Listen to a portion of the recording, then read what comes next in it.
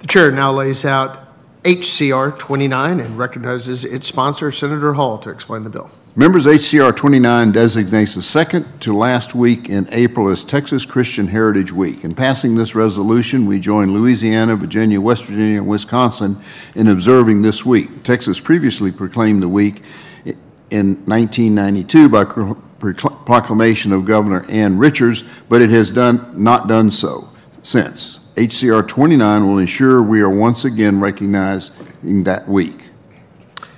Members, are there any questions for Senator Hall? Yes. Senator Johnson. Thank you, Mr. Chair. Senator Hall, have you heard of HCR 80 that was filed this session? House Concurrent Resolution 80?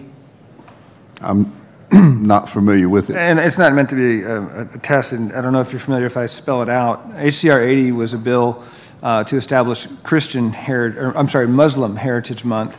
And it was heard, I believe, on the same day as this bill, but it's been left pending in the House since April 27th. Do you think we ought to be hearing that bill at the same time we're hearing this one? We hear the bills that come from the House. I have no idea. Do you give you any pause that we seem to be elevating one religion over another through the power of the state? Take the bills one at a time as they come. In the abstract, do you feel that Americans and Texans in particular have an insufficient exposure to Christian beliefs and Christian heritage such that we need to draw attention to it through an act of the state government rather than rely on families and churches to instill in people religious beliefs and values? That's something that everybody should decide for themselves. That's not part of this bill and not part of what we're doing here today. Well, I agree with you, Senator Hall. It is something everyone should decide for themselves, which is why I'm concerned that and I just learned something about the in your layout. I did not know that Governor Ann Richards had by proclamation declared what precisely? Was it a Christian heritage something? Same thing. Yeah, that is interesting. So it's not completely without precedent, but I'm unaware of any act by a legislature to declare a Christian Heritage Month.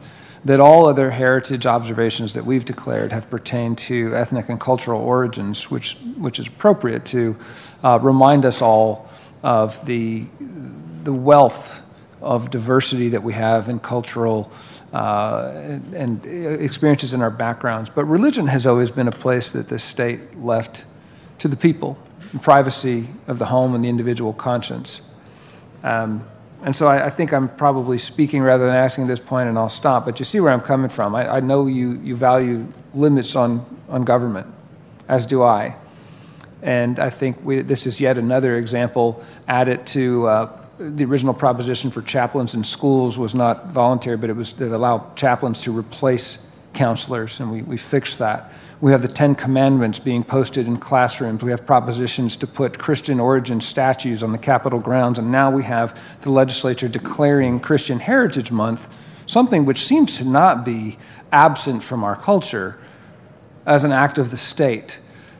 So I think it's getting harder and harder and harder for this legislature to declare that we believe in the principles enshrined in the First Amendment of the United States Constitution, that the state shall not impose religion upon the people. Okay. And that's why I think we shouldn't pass this resolution, with all due respect. And I come from a family of Christian faith and background myself and appreciate the teachings. But I think this isn't a place for the state to go. Okay.